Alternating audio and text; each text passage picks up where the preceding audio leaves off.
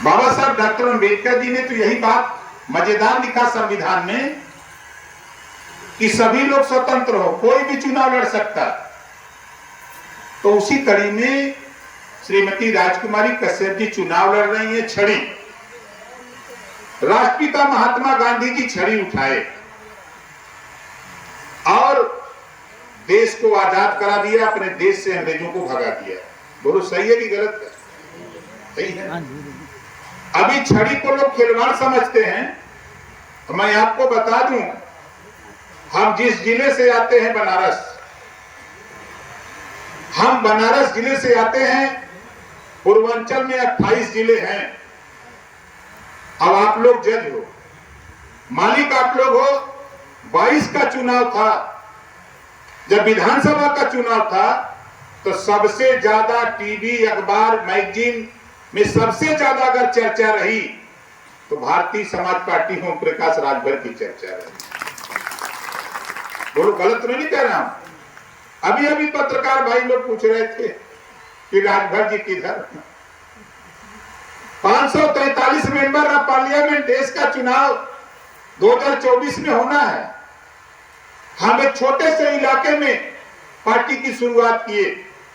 आज बेशक हमने बिहार में बढ़ा लिया, पंजाब में कर लिया, गुजरात कर लिया, महाराष्ट्र कर लिया, उत्तराखंड, छत्तीसगढ़, दिल्ली कर लिया। 13 प्रांतों में हम घूम करके पार्टी को धीरे धीरे टिमटिमा रहे हैं और एक ही बात कह रहे हैं कि फैसला देने वाले जज मालिकों, जरा विचार करो।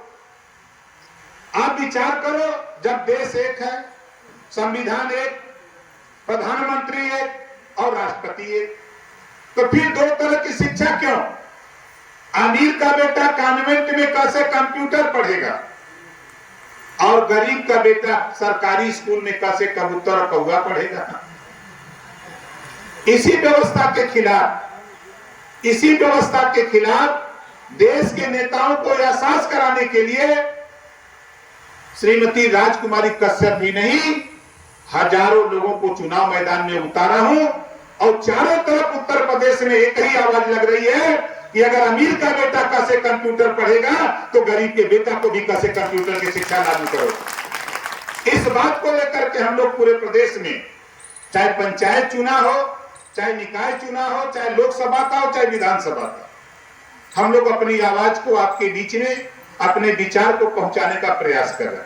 आप बताओ, हम तो चाहते हैं, हमारी पार्टी चाहती है कि जब देश एक है, संविधान एक है, संविधान के पहले पन्ने पे लिखा है समता, स्वतंत्रता, बंधुत्व और न्याय पर आधारित भारतीय संविधान। पहले पन्ने पे लिखा है। आप झांक के देखो मैनपुरी में, मत जाओ किसी दूसरे जिले में, 75 जिले में छोड़ दो 74, मैनपुरी में नाई का, गोंड का, पाल का, प्रजापति का, बंजारा का, बहेलिया का, आरक का, कश्यप का, बिंद का, मल्लाह का, केवट का, नाई का, गोंड का, लोहार का बेटा, जुल्हा का, दुनिया का, अंसारी का, साई का, दर्जी का बेटा। आप बताओ तेरे जिले में दरोगा है का? जोर से बोलो। नहीं है। क्यों? क्या ये नेता जो सत्ता में जाते हैं, ये सत्ता में जाने वाले नेताओं को ये पता नहीं कि अगर हम दरोगा नहीं बना सकते तो हम बहेलिया का बेटा पढ़ लिख रहा तो उसको सिपाही तो बना सकते हैं, हम उसकी सिपाही में भर्ती कर सकते हैं, उसकी हिस्सेदारी दे सकते हैं। हम नाई, गोंड, पाल, प्रजापति, कुम्हार, हम उनको हिस्सेदारी तो दे सकते हैं, लेकिन जब हिस्सेदारी देने की बात आती है तो हम लोग दिखाई नहीं देते हैं। हिस्सेदारी जब देने की बात आती है तो हम दिखाई नहीं देते हैं। इसी नाते बाबा साहब डॉक्टर अम्बेडकर जी ने कहा है, शिक्षित हो, संगठित हो, संघर्ष करो। ऐसी बात को आज के 5000 साल पहले गौतम बुद्ध जी ने कहा था, बुद्धम शरणम गच्छामि, धम्मम शरणम गच्छामि, संघम शरणम गच्छामि। वही बात उन्होंने भी कहा। जब उस बात को गौतम बुद्ध जी ने कहा तो देश में एक व्यवस्था कायम हुई और उस व्यवस्था में ना महिलाओं को पढ़ने लिखने का अधिकार था और ना पिछड़े, दलित, वंचित को पढ़ने लिखने का अधिकार था। पैदा हुए महात्मा ज्योतिबा फूले, उन्होंने संघर्ष छेड़ा। जो बात मैं कह रहा हूं, एक समान शिक्षा की बात महात्मा ज्योतिबा फूले ने छेड़ा और उस समय महिलाओं को, तो चाहे वो सामान्य वर्ग हो चाहे पिछड़ा वर्ग हो, चाहे अनुसूचित वर्ग हो, चाहे जनजाति का वर्ग हो, किसी महिला को पढ़ने लिखने का अधिकार नहीं था। धन्य है सावित्रीबाई फुले जिन्होंने खुद शिक्षा, महात्मा ज्योतिबा फुले ने अपनी पत्नी को शिक्षा देकर स्कूल खोलवाया और खोलवा करके बेटियों को पढ़ाने का काम सावित्रीबाई फुले ने शुरू किया।